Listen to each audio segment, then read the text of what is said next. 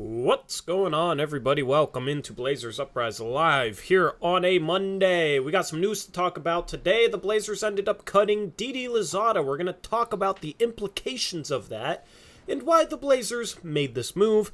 We'll also talk about RJ Barrett's extension, which he signed today. We'll talk a little bit about that.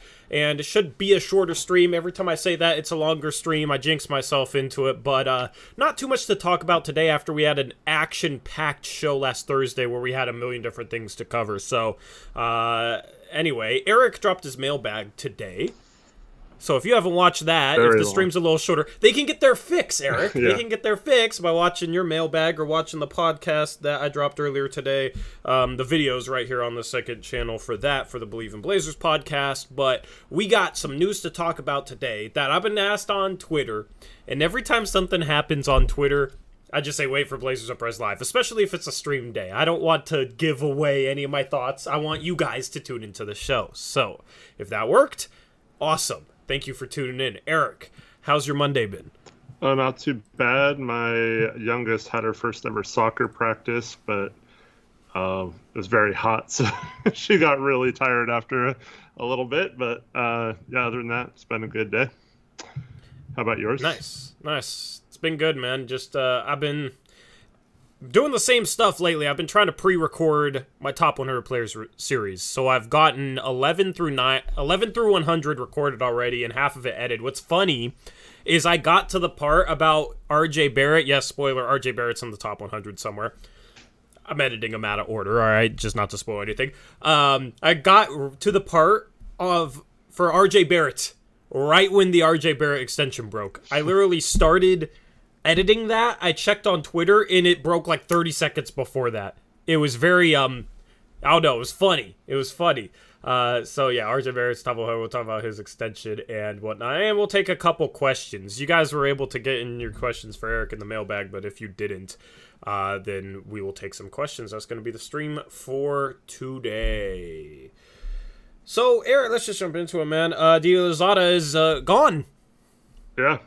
He's gone. He's no longer a Blazer. The Blazer legend himself played, 10 minutes for us in the regular season? I don't know. I think he played a little bit more. Let me look up his stats in, 2 games last year. So Didi Louzada, of course, came over in the CJ McCollum trade. Actually played 7 games for us last year. Eric averaged 5 points per game on 45% three-point shooting. So obviously this is a terrible, terrible move, and we're going to rant right now, right? No. Because fast forward to Summer League, and he was by far the worst player on our team that played. yeah, he was brutal. He was brutal. I don't even think he did anything. I don't think he could have done less. Yeah. I mean, I don't think did he score in Summer League? I think he scored, but yeah, it was one of those I'm just running around out here, man. Memes, probably. Yeah. So the Blazers waive him, they cut him, and they stretch him, which means what? Over the next 7 years, he'll have about $250,000 worth of dead money. It's something like that. Is that correct? It is $268,032 for each of the next 7 seasons. Yep. So he's our new Andrew Nicholson, just 10 times less. Yeah. And why did the Blazers do this, Eric? What do you think this means going forward? Do you think they might sign someone? We can maybe talk about targets if they do sign someone in a bit, but what do you think this means? I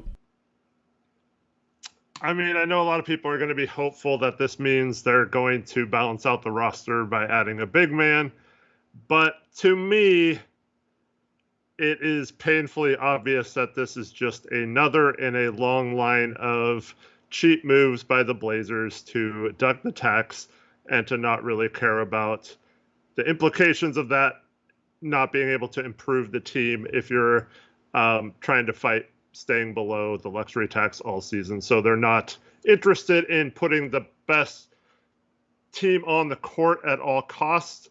This has nothing to do with Didi himself. It's just if the directive is to stay under the tax for Joe Cronin, it severely limits any move he can make for the rest of the season, because As of right now, he can't add a free agent because then that puts us even deeper into the tax than we just were this morning, because we have to add Didi's 260 some thousand to it. And then on top of that, any trades we make, we're, according to Bobby Marks's numbers, I haven't double checked them today, but according to his numbers, we're about $7,000 under the luxury tax. So that's wild.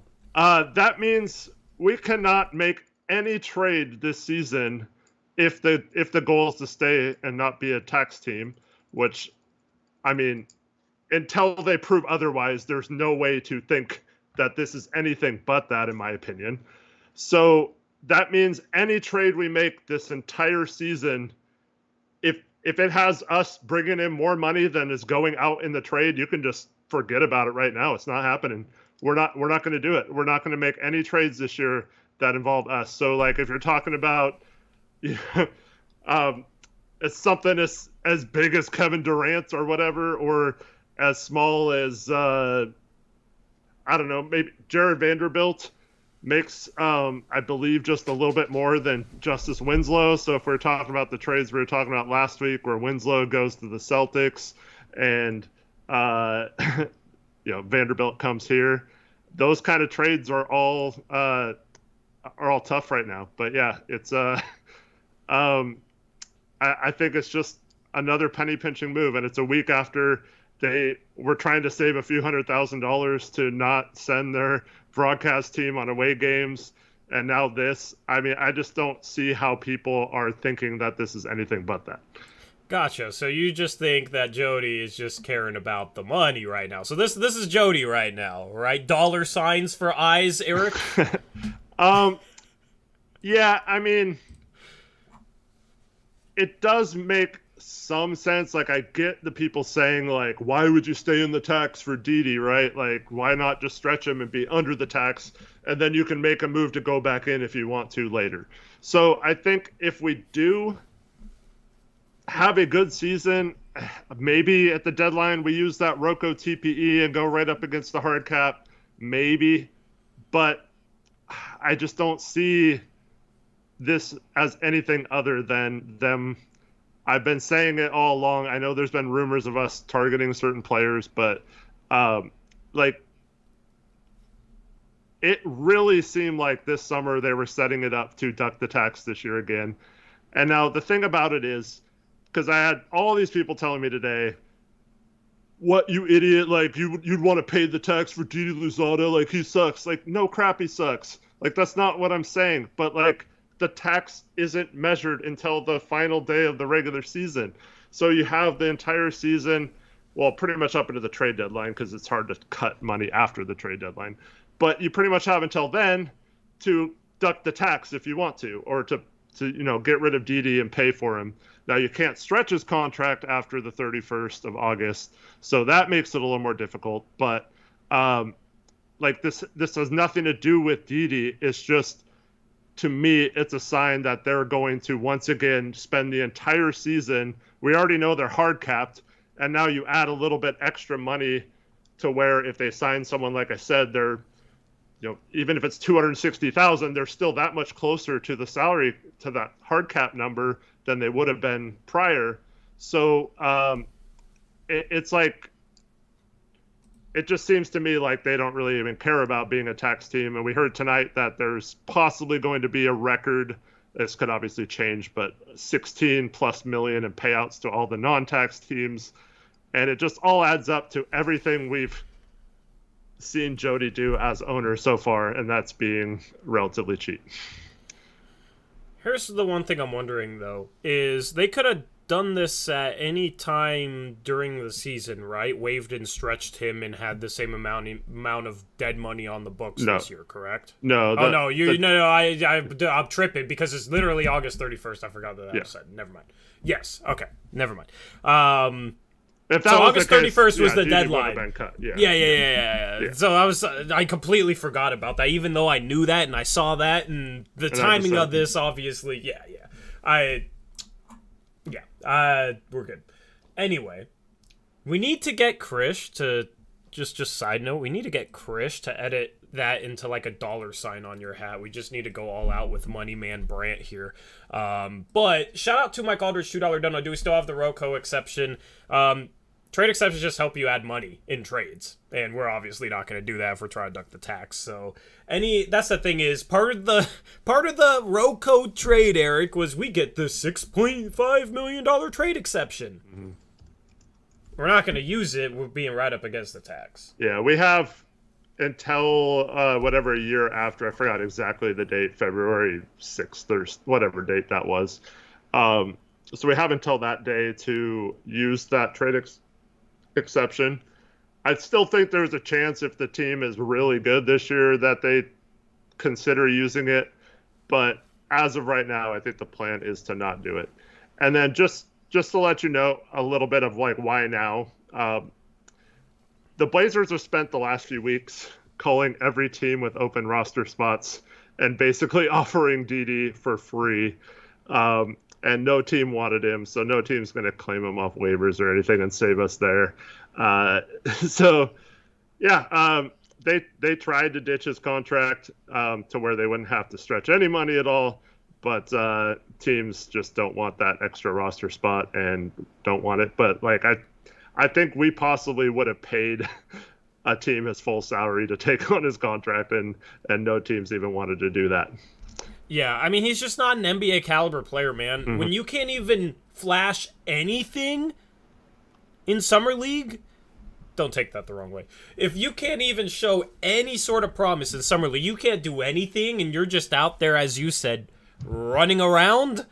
I mean, even the worst NBA players, you put them in Summer League, and they'll show you at least why they're in the NBA, because they'll do something well. You know, they might play some good defense, like Greg Brown played some good defense, right? Trent Watford scored the ball. Like Brandon Williams, you know, he's a borderline NBA player, two-way guy, but you can see it by watching him play, like, okay, he can, you know, handle the ball. He's quick. He's shifty. He just missed a ton of shots, but you could see the NBA skill that he has. With Didi Louzada, watching Summer League, it was like, what skill does he have that's on an NBA level? I don't know if he could defend on an NBA level. He didn't showcase that. I don't know if he can shoot on the NBA level. He certainly can't dribble or create on an NBA level. That's the thing, man, is that was his chance to potentially save his chance of being on a roster next year, because even if the Blazers didn't want him, it could have been something where another team was impressed with something and were willing to trade for him for free, and maybe they think that they could cultivate whatever flash of promise he showed during Summer League. But he didn't show literally anything, and he didn't play much, but he started the first game. And I always say not to overreact to Summer League, but when you're a fringe NBA guy, that's who it matters for the most. That's where you got to go out and you got to show something. Mm-hmm. And he just didn't do it. After an NBA career where he's been injury-plagued and hasn't been able to play actual NBA games, he didn't do anything in Summer League, so he'll still have a chance in the future. He's going to have to go overseas and ball out, or he's going to have to go to the G League and ball out. So this might not be the end of him, but if I had to bet, this would probably, I don't know, I would say he probably never plays an NBA game again. That's just what my gut tells me. Yeah, I think he could probably go overseas and make a good living over there. That's probably the direction he'll go. But Definitive One has, so you mentioned like no team even saw a skill in him that was worth taking on, right? Yep. Why did Cronin take him on then? It still baffles me in that trade. Why did we take him? It didn't give us any more of a trade exception. It didn't matter in terms of roster spots. We actually had to waive Zeller to bring him on. So, and then later on in the season, we still had roster issues, so we had to waive Dennis Smith Jr. So, like, we could have just not taken him in the trade. So what did Cronin see in him that made him want to get him in the first place and be stuck with a person with a guaranteed contract, knowing how tight it was going to be with all the money moving forward and how much they were preaching flexibility and all this stuff? Yeah. I don't know, man. I guess he had to do it to get the deal done, right? Yeah, I guess. Yeah. That's what his defenders would say. New Orleans wouldn't accept ripping us off for CJ if we didn't take Didi back in the deal as well.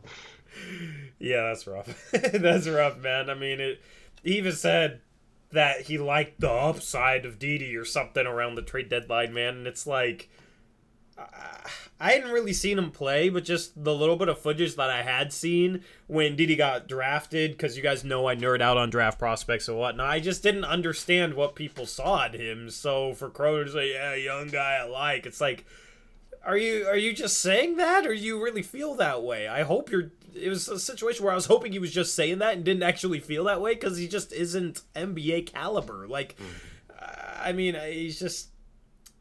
His idealistic NBA role would be a 3-and-D guy, but he just seems mediocre at best at both. Like, you can find 3-and-D guys anywhere, or at least one that can at least do one of them, right? I mean, Jabari Walker, already a better three-point shooter, better rebounder, better defensive piece, and he's bigger.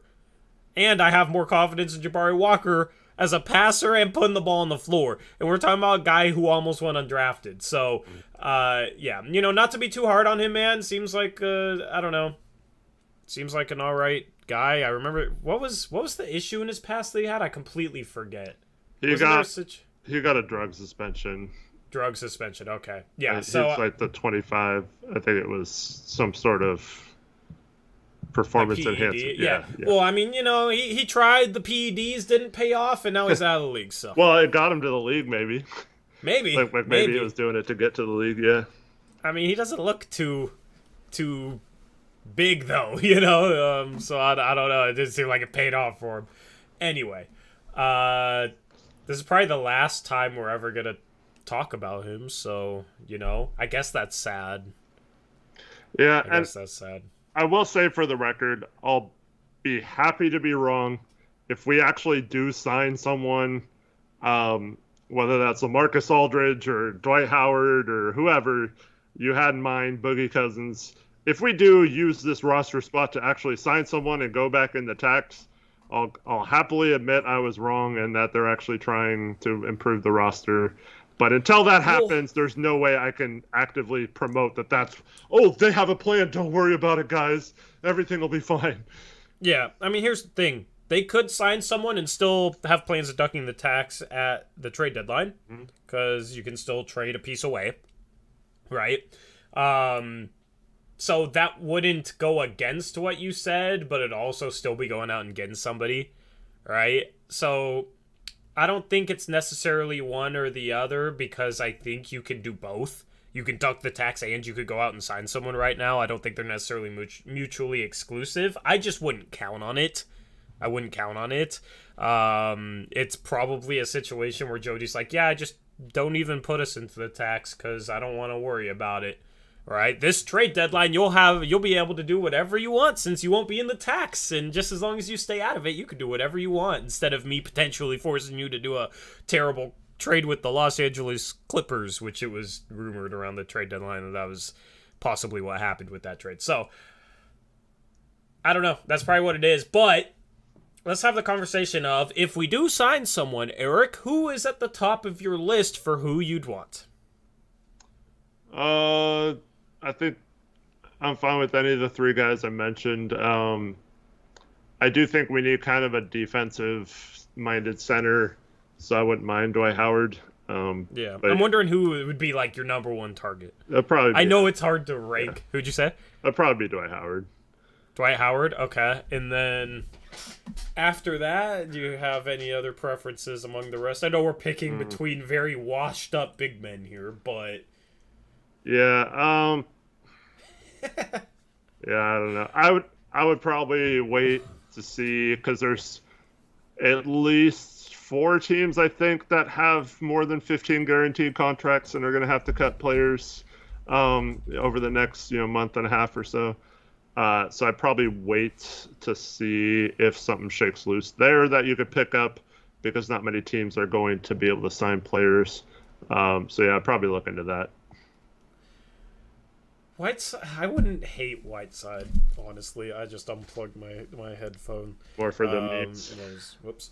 I wouldn't hate Whiteside, believe it or not, just as long as it wasn't a guaranteed backup role. He's just one of those guys, though, that's like, if he's not playing, is he just going to sit there and sulk? Have we gone long enough into the offseason where he's like, dang, I'll take anything at this point, or what? I think he's been humbled over the last couple of years, having to accept minimum contracts, and I think it'd be fine. I mean, you got AJ saying, Torrey, no, absolutely not. He's too lazy. I mean, what are the other options then for a backup big? I think we need another big, like a true big man. All right, not a Drew Eubanks, not a Trent Watford, both of which are undersized centers. Okay, like definitely undersized centers. We need like a true big man so that if Nurkic gets hurt, we have that big body that we can throw up against some of the bigger centers in the league. You know, Steven Adams, Jonas Valanciunas, Joel Embiid, Nikola Jokic, those types of big men. Okay, right now, if Nurkic misses any time, you have no like true big man. Like you're starting Eubanks. I don't want Eubanks going up against Steven Adams or Jonas Valanciunas or a guy that has a lot of strength on him. Like, I don't trust Eubanks in that situation. If you're talking about, you know, maybe it's Anthony Davis as the center spot, like, I don't trust Eubanks to guard him, but that's more of his type of matchup, you know, a tweener 4-5 type of guy. So, that's the thing, is I'd want to go out. I'd still love to trade for Jared Vanderbilt. You know, if we're talking about a player of that caliber, sure. But if you're talking about signing someone, the options are not good at all. Go out and sign a big body that can defend some of the bigger players in the league. And Hassan Whiteside could be that guy. If you sign Hassan Whiteside, I'm not saying we should play him every night. Shoot, I don't even know if I would play him ahead of Eubanks or Watford. Okay, but if Nurkic gets hurt, I think you need some insurance in terms of a big man with a big body to play against some of the bigger, stronger centers in the NBA. Yeah. What about controlling the narrative and bringing back Carmelo Anthony? It's the backup center. Are you trying to make me throw up on stream? Why would you do that to me and these people, Eric? I mean, I blame Taylor Packer. He brought it up first. Okay. Taylor Packer, 5-minute bit. No, I'm just kidding. I could see them doing that. Oh, God. Dude, I would... Oh, man. Eric, if they brought back Melo, I would rage. I would legitimately rage if people would be like, see, he's always negative. I would rage. If after they're finally committing to like, okay, we're going to get good defensive players off the bench, right? And we're going to play fast and aggressive on defense. And then if you go out and sign Carmelo Anthony to be part of that, and then you'd have Block Boy back in chat. You'd have all these Melo fans that drove me nuts when we had Melo back in chat too for that. Oh, Eric, it would be I would not have fun.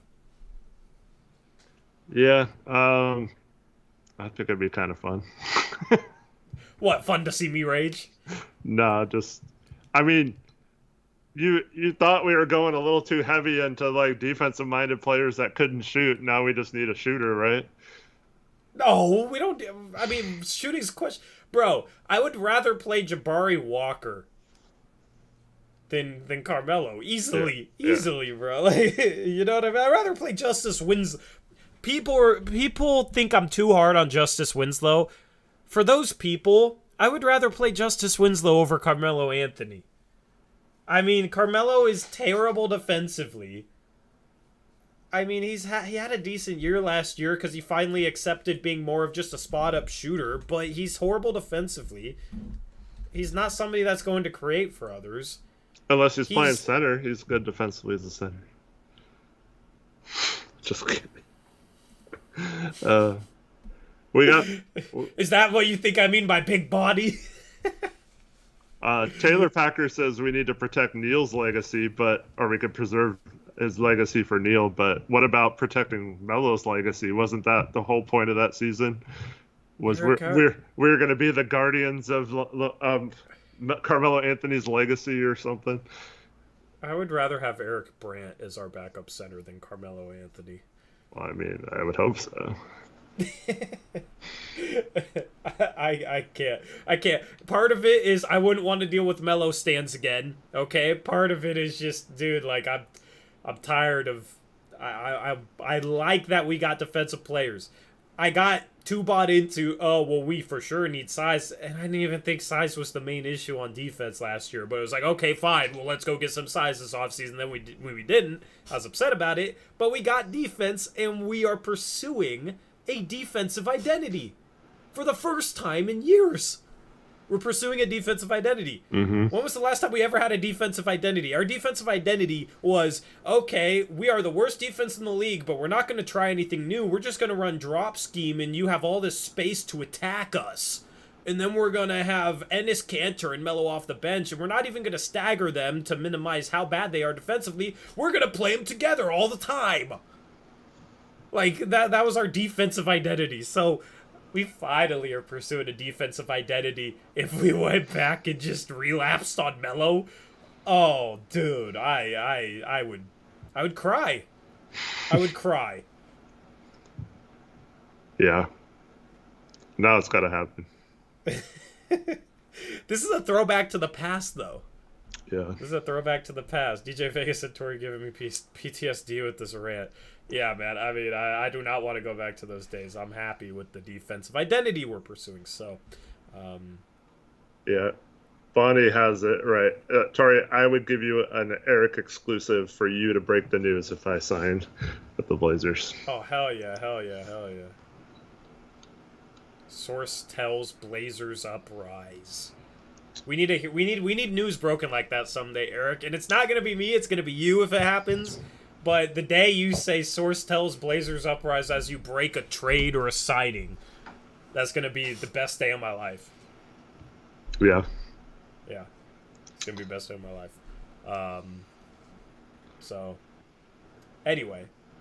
LaMarcus, bring him back? I would rather bring back LaMarcus than Carmelo.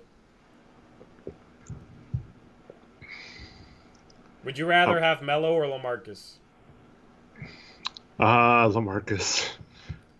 I know it pains you to say that. I mean, it doesn't pay me to say that. You sounded like you were in pain. Nah, for me, I put Melo and LaMarcus in a similar boat to where if they're on the Lakers or the Nets or whatever, they play their role like you said. Melo did a better job of last year.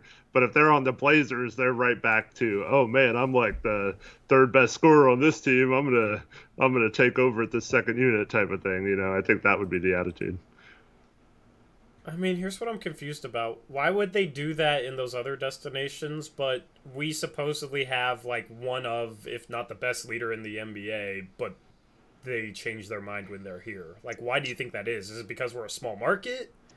Well, to be fair, I mean, both of those happened after they left. Aldridge just went in his prime here, and Melo was, I think a little bit was we were hyping him up, so he still believed he was that player again and wanted to prove everyone wrong, you know. But then I think the next year when you're on a team with LeBron and AD and all that, like you kind of have to fall in line. But whereas, I mean, his first year, we had half our team hurt. So he like signs and is instantly like our second best player, you know? And then the year after that, like I think we promised him to have more of a role than we should have, and that probably wasn't a good idea. But I think it was just more like what they were told coming into this situation versus because like if we're honest with them now, it's like being like, dude, we'll sign you. You're not like we're one of the few teams willing to do that right now. Yep, it's almost September. But like, dude, you might not play very much, if at all. And at night, if you start doing this ball hog crap or like, you know, just ISO Melo and stuff like that, or if LaMarcus's case, if you expect, you know, 10 touches a game on the post, it's just not happening. And if they still sign here, then you say like, dude, I told you that when I signed you. But I just don't think those guys' ego is. I think they'd rather retire than have to do that. I feel like LaMarcus would be okay coming back with a minimal role. Just concluding his. I feel like he's been humbled and he's played well off the bench in Brooklyn. So It's harder when it's like, oh, your first time coming off the bench, you've always been a starter. But after a couple years, I feel like players are more accepting. It's a little bit humbling. And LaMarcus off the bench was good last year, man. I mean, I think, honestly, if he came off the bench, he would be at worst, our third option with the bench unit. You'd have Ant and you'd have Josh Hart, supposedly, because, sounds like Nas is going to start. And then Gary Payton II and maybe Justice Winslow or Jabari Walker. Like, I feel like LaMarcus Aldridge would be the third option off the bench and would be able to get some post touches. The thing is, there's a little baby moth in here. Get out of here. He was efficient from 2 last year. 58% from 2. Like, he was efficient last year. He averaged 22 points per 36 minutes on 60% true shooting percentage, which was a career high. Most efficient year of his career, still scoring 22 points every 36 minutes he plays, which is pretty close to his career averages. He's not the same player he used to be, but he can still score. So, obviously, as he's 37 now, this year he could be a lot worse than last year. That's just a part of aging and decline. But if not, I mean, he's not a bad offensive option to have off the bench. The problem is if you want to play that style of play, where you play fast and all that, like, having him, he's slow now. Like, he was never quick, but now he's slow, like really slow. How does he fit into that? And hence his defense has fallen off completely. Has it? Yeah, it's terrible. Based off what?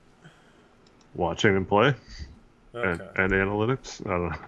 I thought the analytics painted him pretty favorably as a rim protector, but on the ball was rough.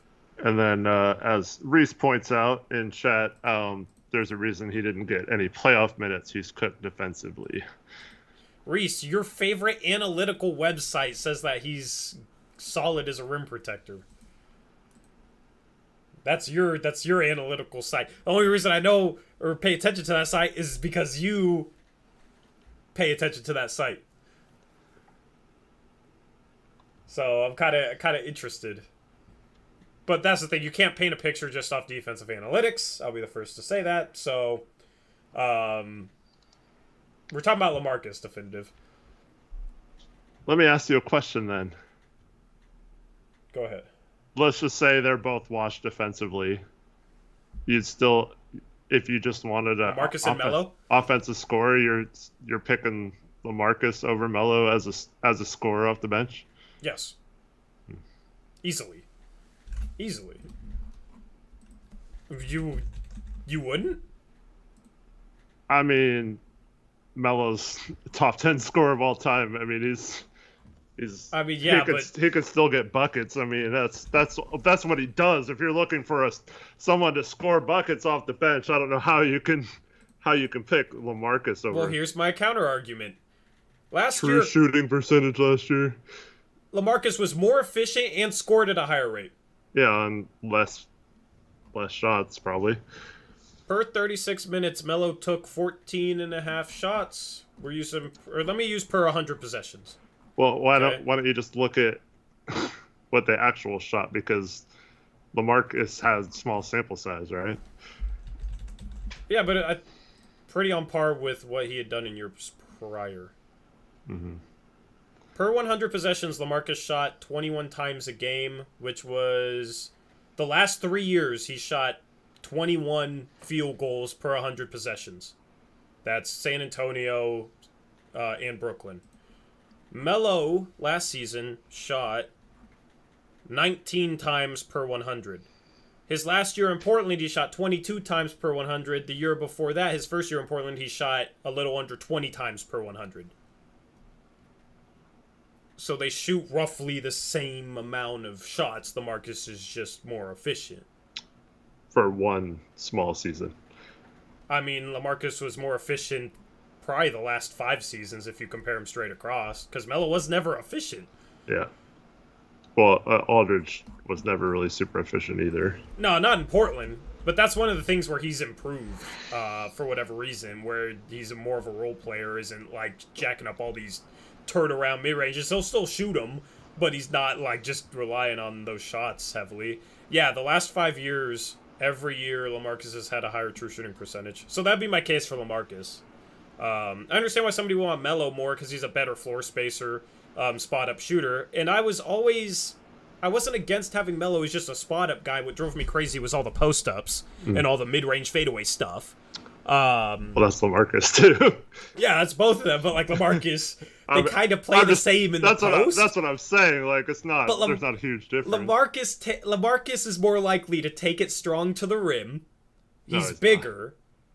Yeah, he is. LaMarcus never takes it strong to the rim. Take it strong to the rim. When does LaMarcus? They're occasionally, both, at least. No, they're both very poor at taking it strong to the rim. That was something that always drove me crazy about both of them.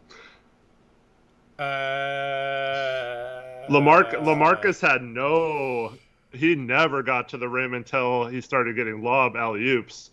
But before... Yeah, but he'll do that post up where he like bumps somebody, then like runs across the lane, does like a little scoop shot around the rim. That's better than Melo. Melo does that too. Melo has that. Does he, move. bro? Yeah. No, because if he's going across the lane, he's not doing like a scoop kind of towards the rim. He's like fading away. His body is like 45 degrees as he fades away. No, I think they fade away about the equal. I think it's pretty close there. Yeah, I mean still, if they're shooting the same exact shots, I'd rather... This argument's gotten weird. I'm defending Melo for some reason, but like... I love this argument. I just want to put that... This is a phenomenal argument. I mean, if they're going to shoot the same shots, I'd rather have the guy that makes a little bit more of them. I'd rather have the guy who can shoot threes. I don't know. But yeah, I don't want to... I'd rather have the guy who gets offensive rebounds. All right. Melo's not a terrible rebounder. Yeah. Aldridge last year, I mean, small sample, got 1.5 in 22 minutes. I don't know. But you can make a case for Aldridge statistically. Like, I don't think it's crazy to say that. Shot about the same rate. Aldridge was a little bit more efficient. Melo was a little better three-point shooter. Aldridge was better inside the arc. 58% inside the arc. The thing is, who knows if he can replicate that? Because the year before he was 50%, the year before he was 52%. But the thing is, the 2 years before, Aldridge was shooting 39% from three. He went 39%, 39%, 30%. Reese, that thing you posted, what's the metrics on that? Because he posted something for both of us that says that last year, as a rim protector, LaMarcus was in the D+ range. It's not what I saw. I don't know how he sorted it, but... Post defense F, D LeBron F, screener mobile defense. I'll pull it up right now if I have to, man. Unless, like, Reese got them to hire him and he's going in and changing the letters. Maybe. Alright, player profile. LaMarcus Aldridge. Season last year. Why can't I look at okay. Oh, because it's... Somebody was looking up Jonathan Isaac. I can't sort past 2020. Clemens Enthusiast says we are arguing Melo versus LMA because Didi got cut. This is... Yes, sir! Entertainment. This is phenomenal peak August entertainment for you guys, alright? Yeah, you said this is the last stream we'll ever mention Didi's name on. This is the last stream we'll ever talk about LaMarcus and Melo on, probably. What do I have to sort them on? Because we're not going to cite them anyway, so... What do I have to sort them on? I will share my screen right now. I don't even care. Like, what did you sort for, Reese? Huh. No, I got the receipts right here. Give me a sec. I got the receipts. This is now an analytics argument, all right?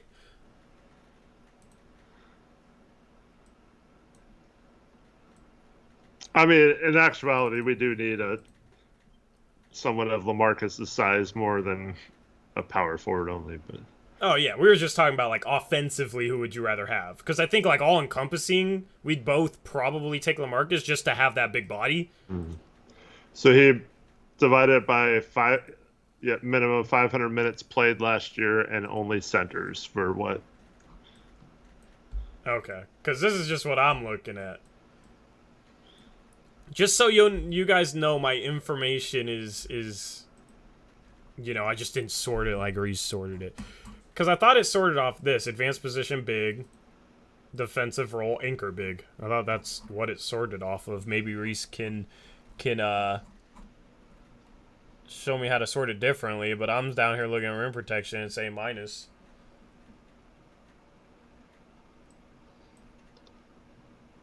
Go to their leaderboards app.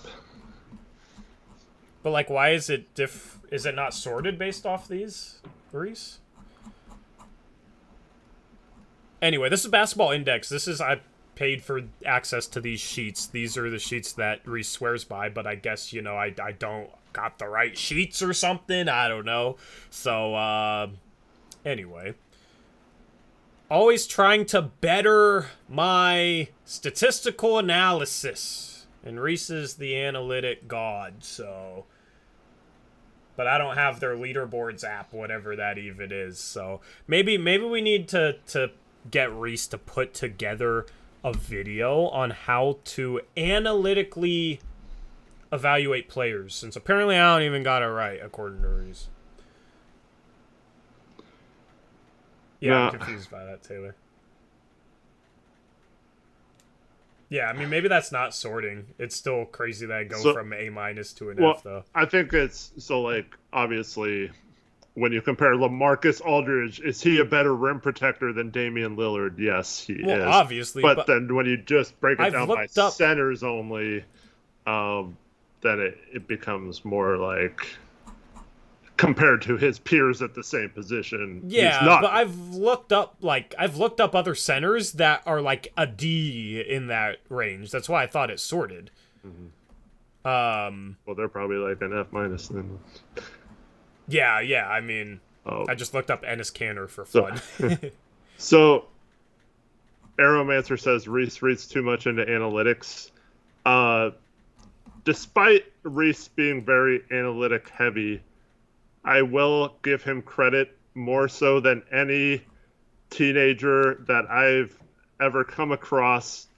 He actually watches like videos and games and tries to either disprove or prove what he thinks based on the analytics by what he watches too. So I have to give him credit because he does put in the work to try and also match it to what's happening on the court, not just, oh, so-and-so was a B+ in this statistic, so he's obviously great, and without ever having any context for it. Yeah. Okay, I think this is amongst everyone, because they gave Melo a B- on rim protection, and it's definitely not that good for him, so that's how I'll end off this argument. Oh, wow, Melo's not bad at rim protection? Is that what you're saying? But LaMarcus is better? That's where I'll leave this. Okay, I'm willing to leave this argument on LaMarcus with a shot at Melo, all right? All right, you just gotta get one final shot in, because I don't want to talk about Melo for the next, 10 years. Anyway.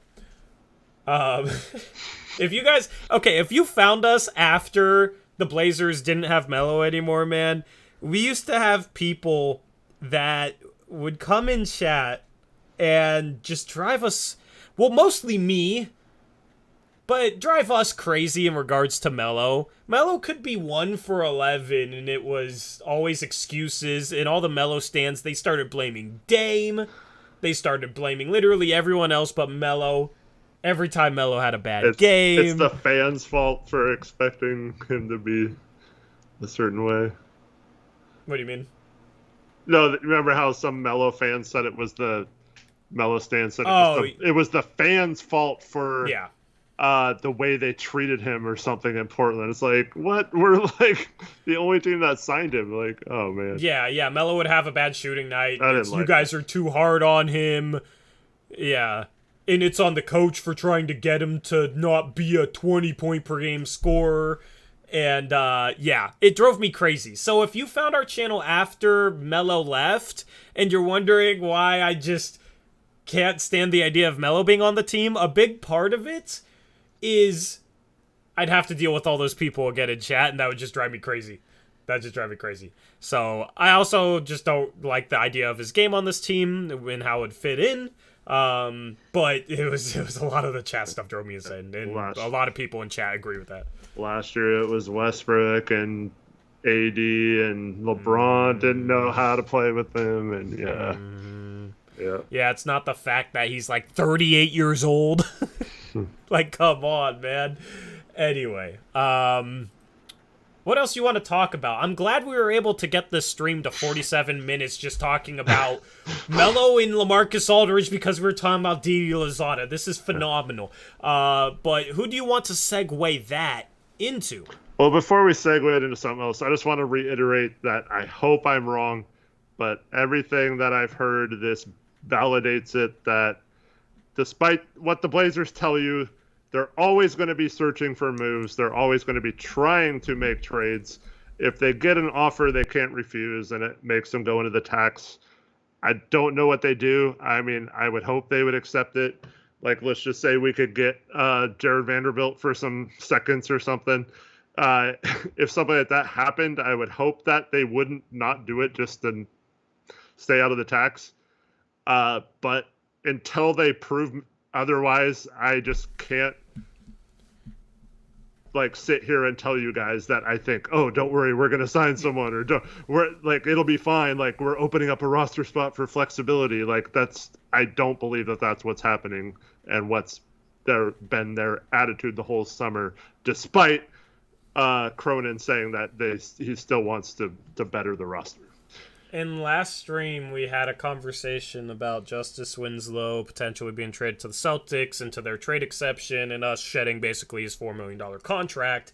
And I said I'd be willing to do it if we got back like a second-round pick or two.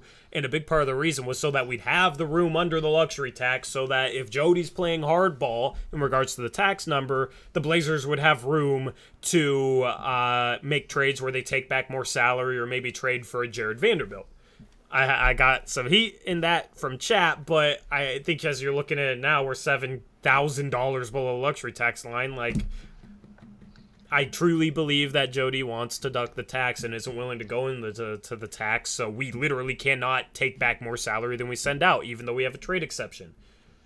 So it's a situation where in order to get Jared Vanderbilt, if you really want Jared Vanderbilt, you probably got to give up Justice Winslow anyway. Just so that you're not taking back more salary.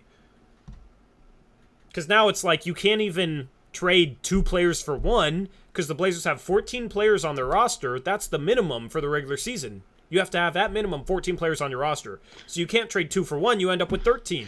And then you have to fill that final roster spot, which is going to cost money. So it's really tough being right up against the tax. If we're trying to stay under the tax to do anything, that's why you shouldn't expect anything.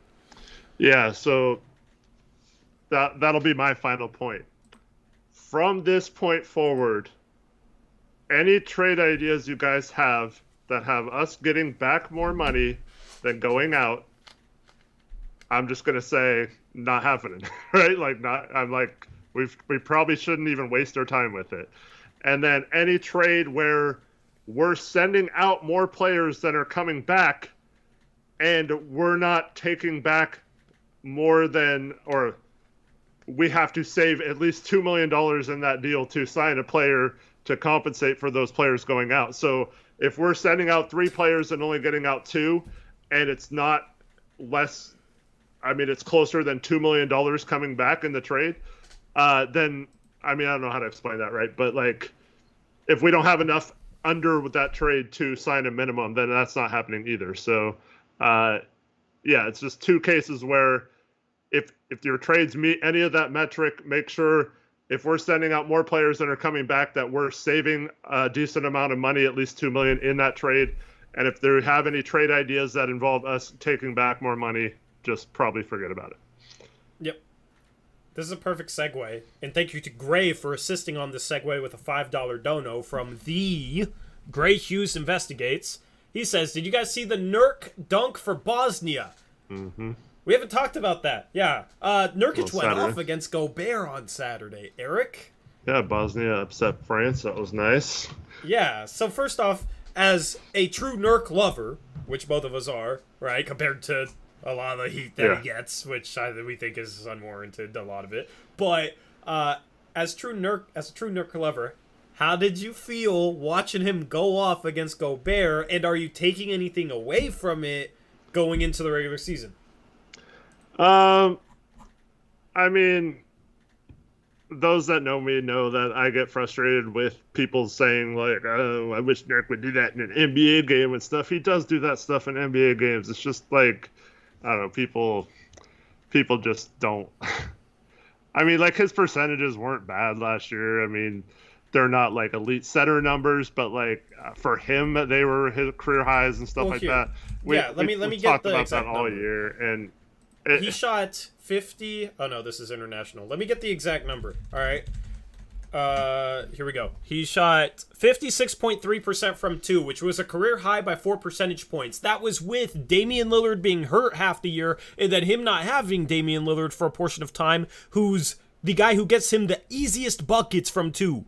So he didn't have his main table setter and shot over 56% from 2, which is very solid, and people still acted like he couldn't finish anything, which is your point. So keep going. Yeah, I mean, it's still not perfect. You still like to see him improve that this year. But like the people say, like, oh, he needs to work on his finishing. He's such a baby around the rim. Like, he literally did improve it last year and was working on it, and it got better. So like, you can't say he doesn't work on his game or he's still like a crappy finisher when it's trending in the right direction. Now, if it goes way down to like below 50% this year, have at it. Like, get on his case. Like, dude, you need to go back to finishing better. Like, what's this? But like, it drives me crazy when someone literally improves their game and people are saying, oh, he's still a soft finisher. He needs to get better in that regard. Like, no crap. He's obviously working on it. Like, it's just stupid to me. But like, I would put him, if you combined his elite level screening and rebounding, those two things alone put him in the upper half of centers, in my opinion, in the NBA, and not many centers have the combination of both of those things that he provides.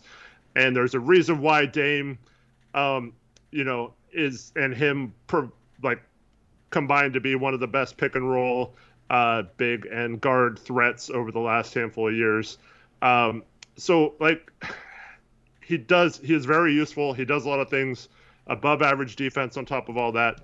Yes, there are areas he can improve in, but like, everyone talks about like people like DeAndre Ayton or whatever. Like, those guys are inconsistent just as much as Nurk. Like, they always have games where they don't show up, or games where they whine or have an attitude or feel like they should be more involved in the offense. Like, all those centers are like that, and it's just the way the game is trending towards not having post up touches and bigs like that.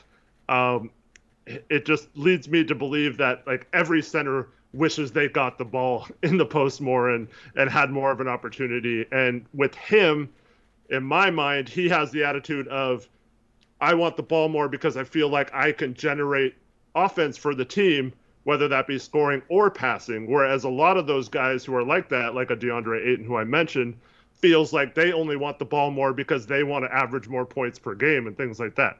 So I think in terms of a team player and stuff like that, I believe Nurk is a great fit in this organization if he's healthy and has the right role on the team. And when he hasn't had the right role and his play suffers, I agree with him. Like, everything he says, he's also got a great basketball IQ, because who was the one guy on this team that was pinpointing all the problems with it that last year was Stotts? It was Jusuf Nurkic. Like, he knew exactly what was wrong with the team and what they needed to do differently, and the stuff that Tori and I have been saying all that season. And that guy sat there and said it, and he got like criticized for being right about all of it. And it just drives me crazy that he's like the scapegoat of everything. And I didn't mean to go off on a little tangent here, but like, we haven't had a Nurk rant in a while, man. Yeah. I'm always down because I feel the same exact way in regards to Nurkic. I mean, he's not going to be better than like Jokic and Embiid. He's like not going to be that level of center, but he can definitely be a quality center that you feel good about starting and having in your lineup, and I'm excited about it. Yeah, here's what I like about Nurkic. Strength-wise and body-wise, like, he's big enough to bang with guys like that. Not many people can, but he is, okay? But then also, like, I feel like when you look at Nurkic and he looks more hefty, right? I feel like people just say he has slow foot speed without him actually having that slow a foot speed. Like, I think his foot speed is underrated, and part of that is his appearance. Yeah. I think his foot speed is just good enough to be able to get out and like hedge far up court and recover quick enough and to be able to do some different things defensively. And he's had some good moments when switched out onto guards.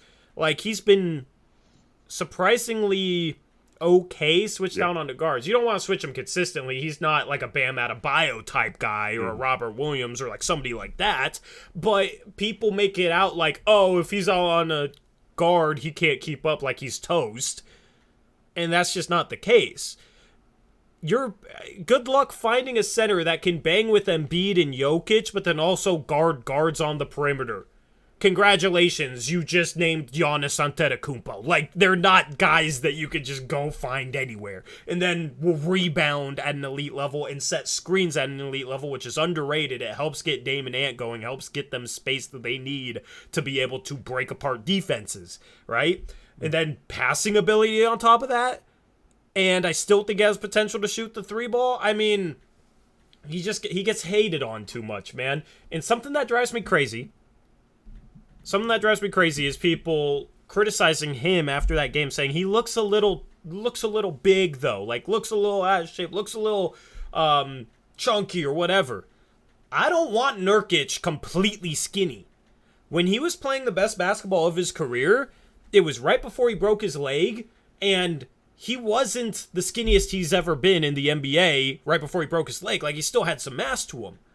But the thing is he was slim enough where he could move effectively, but then he was still strong enough that he could give guys fits physically. There is a fine balance, a good balance between him being skinny and him not being skinny. There's a good balance between strength and agility and quickness, okay? And, I mean, I think his body right now looks, that's where I want it. That's where I want it.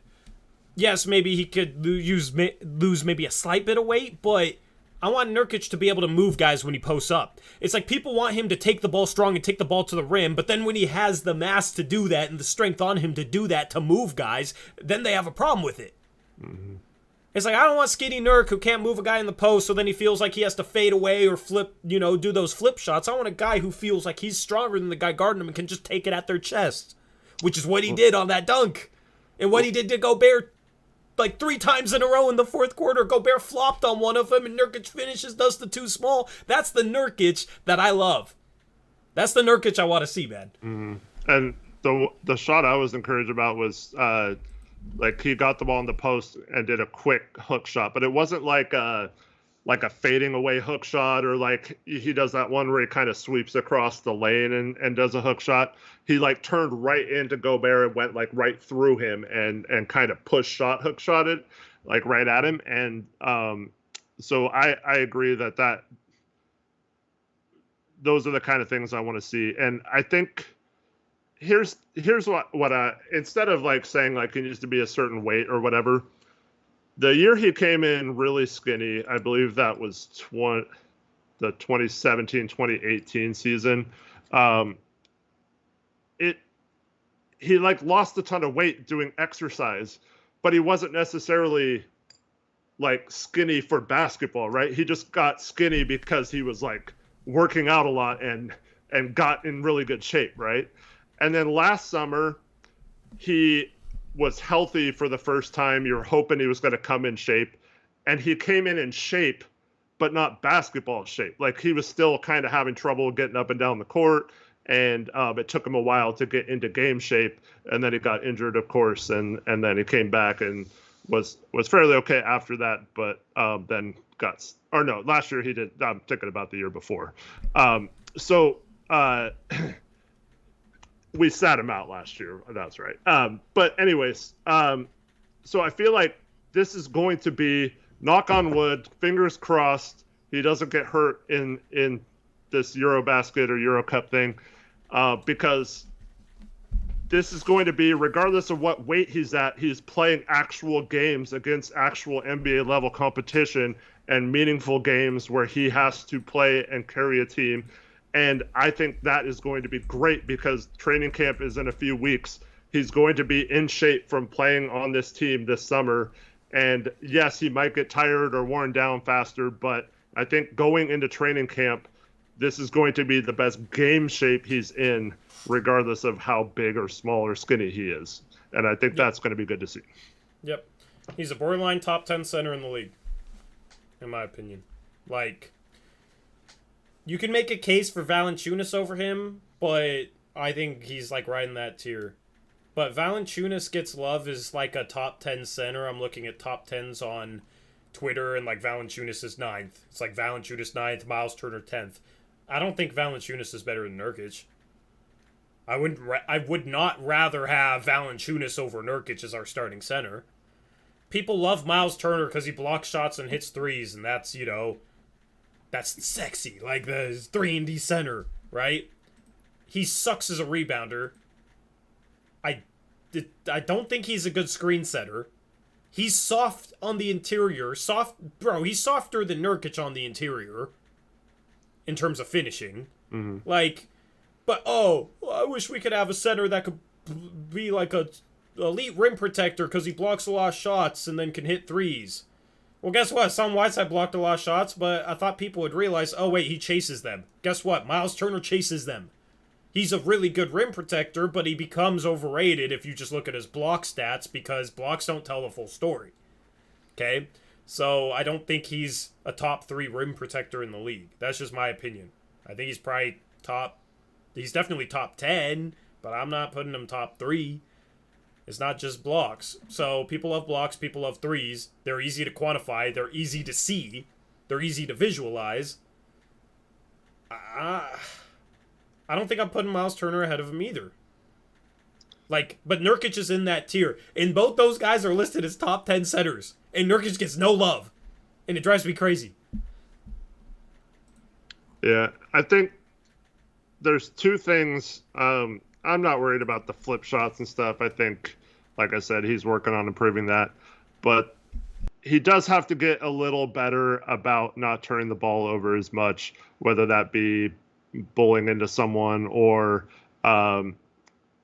throwing a pass that he shouldn't throw, trying to thread the needle, because he does think sometimes he can get to be like thinking he's a better passer than he is. But some of that is also like he's expecting a player to cut and they don't, and he's anticipating that. So he just has to cut down with the turnovers a little bit.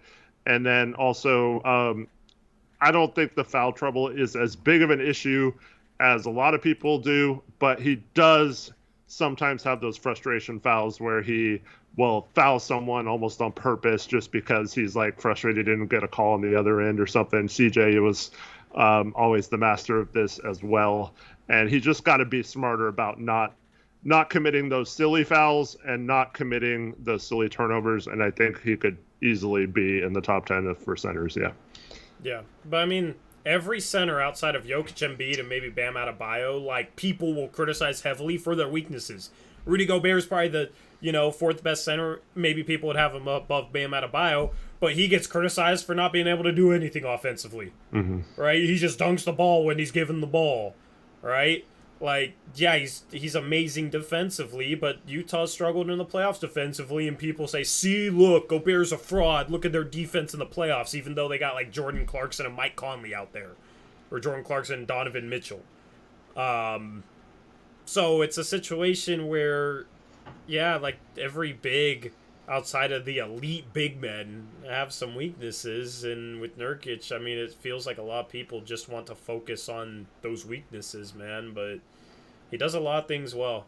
Mm-hmm. If he can cut down on his turnovers a little bit, maybe be a little bit better defensively than he was last season. If he's in game shape, that should definitely be possible. And then if he can just somewhat occasionally hit threes and maybe be a floor spacer, then top 10 center.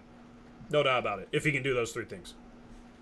Well, that was one of the reasons why he got that dunk off, was because they ran out on him on the 3-point line, and the guy flew by him, and he just had the whole lane to drive. So And I mean, he's good enough where, like, if they rotate higher, he can make the right pass. Mm-hmm. You know what I mean? And it just makes things so much easier on everyone if he's able to hit threes. I mean, it takes if he's passing from the top of the arc and he's like a true threat from three, then he has to be guarded. It helps open up the interior for cutters, for him to make passes. Mm-hmm. You know, if he can pick and pop and then drive like he did in that game, and even if he drives slow, I mean, if he can just pop fake, get somebody to come out and just beat him off the dribble, then it's, okay, well, you can't just let him dunk the ball, and he's a gifted passer. So what are you going to do? Like, if you rotate, he'll make the right pass. Somebody might cut if you help off them. Like, Nurkic is underrated. We're Nurk enthusiasts here at Blazers Uprise, all right? He's very divisive in the fan base, but we're Nurk believers since day one. So. And we definitely need him to stay healthy this year. That's like probably the biggest key to the season if we're going to do anything is him not going down, because as we've talked about, we do not have many options at center if that happens. I mean, dude, but like this is what I'm talking about is with the Nurk hate. Just one quick little thing. Like, I had a comment on something in the past couple of weeks, those said something like, when was the last time Nurkic ever played 50 games? He played 56 games last year and only got shut down because they were tanking. Mm-hmm. Like, it's just, that's kind of stuff that frustrates me, man. Yeah, someone posted it in chat earlier. He played in 56 of the 59 games before that, and the 3 he missed were COVID. Yeah, I mean, in the last 5 years or so, he's only had 2 serious injuries. Mm-hmm. And it was a freak leg break where he landed at just like the most unluckiest of angles. He was having a healthy season up before that, and then it was like a wrist break. But like CJ had an injury too. Like, stuff happens. So I don't think it's like, you want insurance behind him. You want another big body behind him in case it happens. But I don't, as people act like it's a foregone conclusion he's going to get hurt next year, and it's not. Like, it shouldn't be. Knock on wood every time I talk about injuries, but he had a healthy season last year. Anyway, what else you want to talk about? RJ Barrett, you want to finish off with that? Yeah, so the Knicks, apparently Leon Rose gave Utah a deadline of tonight, saying that if they had not worked out a trade for Donovan Mitchell by this evening, that RJ Barrett would be off the table because they were going to sign him to an extension and they had to move forward with that. So they obviously didn't come to a trade agreement, and the Knicks signed him to, I believe, a 4-year, as much as $120 million contract. And so now he has a poison pill contract. And despite what happens in our mock-off seasons, only one player out of 179 eligible poison pill contracts has actually been traded in the NBA, and that was Devin Harris, who had a small poison pill contract of like $7.8 million or something like that, so it was easily matchable in a trade. But no player who's ever signed like for big money has ever been traded as a poison pill contract. So yeah, basically it's a situation where he's going into the last year of his rookie contract, and then next year the extension kicks in. Mm-hmm. That's what creates the poison pill situation. So no player that has signed that big rookie extension that, you know, kicks in a year after has ever been traded during the last year of their rookie contract. So what happens is, for New York, they can only count the contract as whatever it is this year, whereas the team getting him has to count the incoming amount as the average of this year plus the 4-year extension he signed. So it becomes like New York has him for, $8 million going out or whatever it is, and the other team has to factor in like 20-some million in the trade. So yeah, it's really tough to make it work. It's not impossible. They could still make it work, but if there is going to be a trade between New York and Utah, it likely will not include him now. Yep. Utah, 20 mil to match. New York, they bring back 20 mil, and they're technically only sending out 8. Poison pills are super hard to trade for that reason. It creates imbalance between both teams. So, Yeah, it sounds like, I mean, I still think that if Donovan Mitchell gets traded, he gets traded to the New York Knicks. I think they would potentially step in with Obi Toppin, plus they could trade 7 future firsts.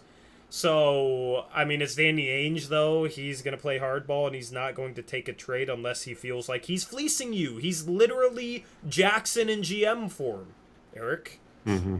Because that's how Jackson is in our mock off seasons. If you don't know what our mock off seasons are, every year we get together 30 people and we each control a team and run through moves and follow CBA rules and run through a draft, free agency, all that stuff, and make trades. It's a lot of fun, a lot of work to put together, but a lot of fun. So, yeah, Jackson is one of our mods, and he's the Fleece King. He's solid. He's solid. It's always interesting to see who does well in those. But do you think RJ Barrett's overpaid, though? I think it's going to be about right for him. I was just laughing at Gabe. Gabe says it's chill and low stress, even though he like basically... No one argues. Yeah, even though both of you got into this war of words. Gabe basically disowned me as a friend because I didn't like him picking up Jordan Clarkson. Oh man, yeah. We were like freaking cool. Jordan Clarkson. We were like cool playing Fortnite, and he makes a trade for Jordan Clarkson, and I criticize it, and he's like, "Oh man, I hate you now, and I'm never talking to you again." Haven't been invited back since. Gosh. You know why he wanted Jordan Clarkson? Why? I want to see if you can guess the answer. Well, I mean, Where's Jordan Clarkson playing right now? Utah? No. What national team is he playing for right now? I don't know this. The Philippines. Mm-hmm. Okay. You don't see where I'm going with that? Yeah, I see. Yeah. Okay. Kai Soda. Yeah, okay. Yeah. Anyway. Just jokes. But I was hoping you'd pick up on that. I didn't know he was playing for the Philippines right now, so I had no... Yeah, that surprised me too when I heard it. But, I mean... Castello looked solid. It looked like they were playing well off each other. Clarkson had a couple dimes to him. Yeah, anyway. I also need to moderate a beef between Brady and Gabe now, Eric, so that's what I'm going to do after the stream. Anyway, anything else you want to cover in this one? Well, I talked about this a bit on the mailbag video, but so we had a pretty good turnout for our basketball game on Saturday nights. And even Torrey himself made an appearance, which was cool.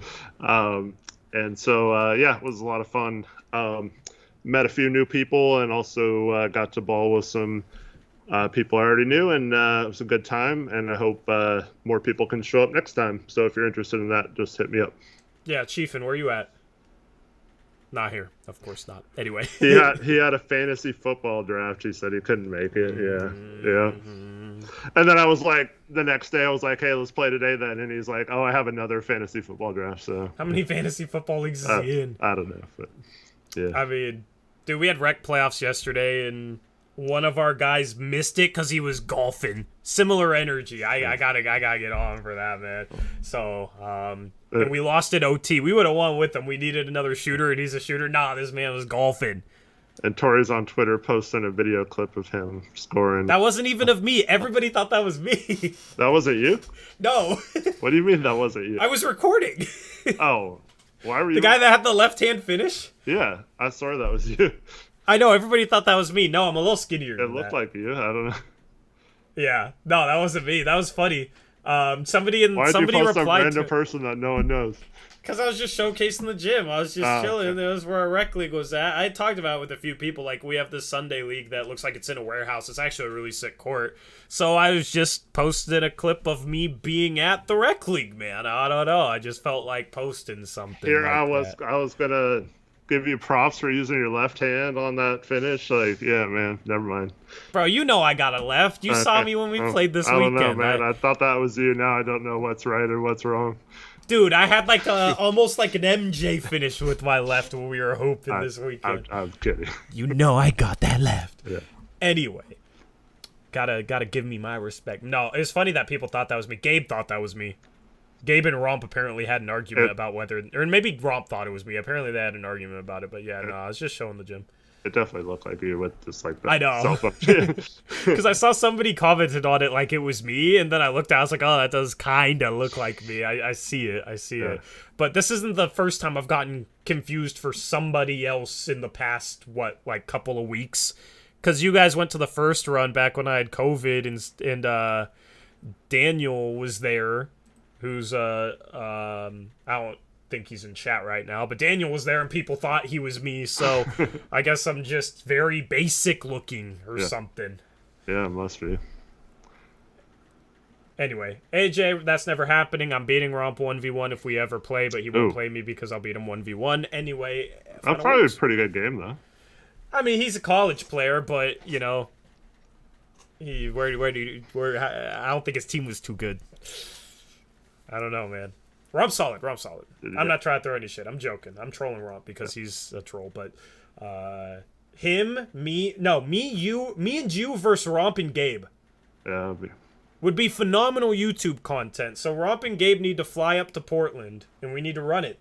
Let's do it. All right. And for the record, Tori's not going to brag about it, so I'll brag for him. Last game we played in the dark against a team and we of people that we weren't there with, and it was a pretty competitive game, and Tori hit a Dame logo 3 to win the game, so he nailed that. Dude, the guy was talking smack to him. The dude said my ball handling was predictable, and then I proceeded to burn him on like 4 straight dribble moves. And then I got my pocket picked once, and he's like, see, I told you it was predictable, and I got like blitzed. He yelled predictable the whole way back at you as he went to lay it in. I know, because the lay-in before I cooked him, and it said predictable, but they were triple to me. Yeah, that dude. Man, that dude. But yeah, so I was annoyed. It was tied 13s going to 15 in the dark. I didn't even see the rim, not even gonna lie. This is gonna sound like I'm flexing, but I legitimately did not see the rim. I just saw the backboard square and like kind of knew how far away it was, so just shot it in the middle of that. Nice. Because I was broke all day. I kept back rimming them up, so I'm like, I'm gonna shoot this deeper. Anyway. It wasn't recorded, so who knows if it actually happened, except for the people that was there, they know. Anyway, so yeah, if you want to come out to runs, let me know. Let Eric know. And we can set something up. And in the Portland area, of course, so you gotta be local, but would be cool to meet more of y'all. Anyway. Anything else, Eric? Thanks to everyone for watching tonight. I hope you enjoyed the other videos Tori posted today, and hope everyone has a good night, and we'll see you all on Thursday. Yep, if you're interested in meeting up, just follow us on Twitter and keep tabs with what we tweet, all right? Because we'll probably tweet out that we're looking for people to meet up for a run on whatever day, all right? So, at ToryJonesYT for me, at Hoopshock for Eric. I didn't have the name tags up for this stream. There Taylor, I'm sorry, Tori, man. I was the one who brought it up. It was not... Tori did not bring up his own basketball. I brought it up. So my bad. Now you're gonna get roasted. You're gonna get roasted, man. That's all my fault. Sorry. This guy thinks he could shoot like Damian Lillard. Yeah. Anyway, what's up, Reddit? If you're watching. We're out of here. We'll catch you guys again on Thursday. Thursday will be the first day of daily uploads, by the way. I said it like right at the start of the mailbag today. If you haven't watched it, go watch it out, because Eric answered questions for like 5 hours. Yeah. Yep. But you like my thumbnail? Yeah, it was pretty cool. I made you look majestic, like you were godly. That was the goal with the thumbnail. So that's where the $sign edit came from. Aeromancer asked for me to put $signs in your eyes. You can't really tell that's $signs, but every time we talk about Jody padding her pockets, I might have to pull that up. Anyway. I have one more thing to plug real quick. Yeah. So on Thursday, I don't know when the show will be aired, but Samson Folk from Raptors Republic, if anyone knows who that is, asked me to come on to talk a little bit of Blazers and Raptors. So I'm going to go on that show to talk some ball with him. Yep, just tweet it out on the Blazers Uprise YT Twitter account so that people can find that, Eric. That's the channel's Twitter, at Blazers Uprise YT. Okay, so definitely follow that as well, and Eric will tweet that out when that drops. And feel free to, of course, tag everybody in the Discord as well. If you want to join our Discord, I will plug the link to it. I accidentally plugged our secret gaming server last stream. I had to redirect some people. Yeah, it was rough. Oh, that's why so many people showed up. I almost just plugged our fantasy football Discord. I gotta make sure I plug it. Dude, I don't know. I'm tripping. All right.